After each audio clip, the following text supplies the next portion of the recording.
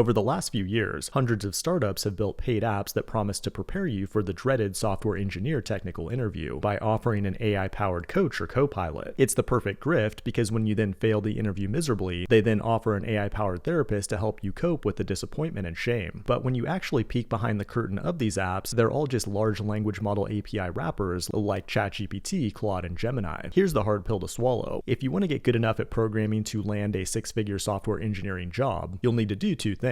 One, build real-world projects from scratch, and two, grind on algorithm questions that you'll never actually use when you finally land that HTML programming job. In today's video, we're going to kill two birds with one stone by building our own technical interview robot from scratch. It's powered by Gemini, the sponsor of today's video, and is the model behind DeepMind's AlphaCode, which is famous for crushing humans in competitive programming competitions. What's especially awesome about this tool, though, is that it's not a web app, but rather a command line utility that keeps us directly in our IDEs. Here's how it works. I run this Gemini grinder command with flags for the programming language and difficulty level, like junior, mid, or senior. Gemini then generates a realistic technical interview question, which is written to the file system. From there, I have 10 minutes to solve the problem and save this file. Gemini will then take my solution and analyze it, and it can even execute the code on its own backend to validate it. And finally, it responds telling us if we pass the interview, and gives us a grade ranging from A to F about how well we solved the problem, along with feedback about how we can improve. All the code for this project is on GitHub, and you might be surprised at how easy it is to build. And it can be done without burning through a bunch of money thanks to Gemini's free tier, unlike most other LLM APIs. But most importantly, we'll learn about advanced AI features like structured output to return data in a predictable JSON format, code execution to run code in a backend sandbox, document processing, and grounding with Google search, just to name a few of the features. To get started, the first thing we'll need is a Gemini API key, and we can generate that in Google AI Studio. But before we actually write any code, you'll likely want to play around in the studio because it's essentially a playground that lets you try out different models and experiment with different features before you try to implement them in an actual app. Currently, the three main Gemini models include Flash 8B, which is the fastest and cheapest model, then Gemini Pro, which is the most sophisticated and most expensive, and then Flash, which is a balance between the two. The Flash models are significantly less expensive, and that would be the ideal choice if cost is a major factor. But when it comes to technical interviews, we want something that's extremely sophisticated, and that means in this demo, we'll be going with Gemini Pro. It's also worth noting that there are open weight models like Gemma, and one thing you probably don't know is that AI has now been built into the Chrome browser, which is powered by the Gemini Nano model. It can be enabled with an experimental flag, which then allows you to run an LLM on device without the need for an API at all. That's pretty cool, and I even built my own Chrome plugin that takes advantage of it, but Nano's not quite powerful enough to run a technical interview. So now let's go ahead and create a new project that can use Gemini Pro from the API. We could do it in any programming language with the REST API, but there are SDKs for Python, Node.js, and Go. Obviously, I'm going to take the JavaScript route, but instead of Node.js, I'm initializing a new project with Dino. It's an alternative JavaScript runtime that supports Node packages, but as we'll see, it's really good at creating CLI tools, not to mention giving us TypeScript support out of the box. You can install it with a single command, and then generate a new project with the init command. After generating the project, the first thing you'll want to do is create a .env file, then add the Gemini API key to it. Then we'll go into the Dino JSON file and create a task that will run the main TypeScript file with these environment variables loaded. And then finally, to run our code, we can pull up the terminal and run Dino task dev. That'll run the code in the main.ts file, which is currently just printing hello world. But now it's time for the fun part, where we get Gemini to generate a technical interview question. We'll first want to import the SDK from npm. That'll give us a class called Google Generative AI, which we can instantiate with the Gemini API key. That prepares the SDK with our credentials, and then we tell it which model we want to use, which in our case is Gemini 1.5 Pro. And now we can prompt it by passing it an input. That's an asynchronous operation, so we'll await model generate content, and then console log the result response text that we get back from it. Now let's pull up the terminal and run the application. A few seconds later, Gemini has me explain the difference between the double equals and triple equals in JavaScript. That's an extremely advanced question that could only be answered by a senior JavaScript surgeon, but congratulations, you just built an AI-powered JavaScript app. But we've barely scratched the surface. For example, we could easily modify this code to add an image to the prompt. Like here, I have this related JavaScript meme on my file system, but I feel dumb because I don't understand why it's funny. Gemini can help me out here if I change my prompt to an array and also pass in this image. And we can accomplish that in Dino by reading the file from the file system, then encode it to base base64 with this function from its standard library. And now we get a response that explains every aspect of this meme. But one thing that's kind of lame about our current implementation is that we have to wait for Gemini to receive the entire response. Well, we can easily fix that by streaming the response to print it out chunk by chunk. Instead of generate content, we can use generate content stream and then loop over it asynchronously with for wait in JavaScript. And now if we run it, you'll notice that we receive the response in multiple pieces, so we don't have to sit and wait for the entire thing. That's cool, but another problem with our implementation is that in a technical interview, it's a back and forth conversation that could have an extremely long context. Instead of trying to manage the history of that conversation ourselves, we can instead use the start chat method. It has a history parameter, which could be some past chat that you have in a database somewhere, but once initialized, you can then use the chat send message method, which will continue to build on this conversation and take into account the previous messages. And Gemini 1.5 Pro has a massive context window that can handle up to 2 million tokens, which is more than any other LLM API out there as of today.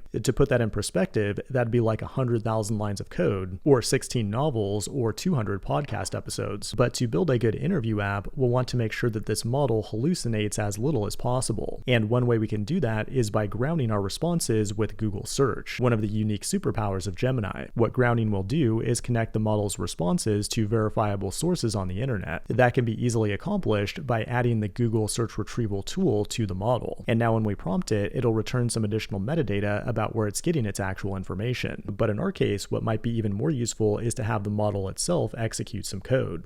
And that can be easily accomplished with the code execution tool. Currently, it can only execute Python, but that's extremely useful if it needs to validate or compute something complex. But now let's do a speed run of the code in my own technical interview app, which is available on GitHub, and you can run it yourself locally by simply adding your own Gemini API key. We run it with the same Dino dev command, but it also has flags for the language and experience level, like junior, mid, or senior. Now in the code, I'm first generating a technical interview question, then using Dino to write it to the file system. That results in a file like question.js that has some starter code that we need to complete. I'm going to go ahead and cheat on my interview and create an infinite loop by having Gemini solve this question. Then once we save the file and click enter, we'll send the file back to Gemini to grade it. However, we don't want Gemini just to send a text response back. Instead, we want it to match this interview answer interface, which has the text, the code, a Boolean for correct, and a grade on the A to F scale. Another cool thing about Gemini is that we can define a schema for structured data. Like as you can see here, I've defined a schema object, which itself defines multiple properties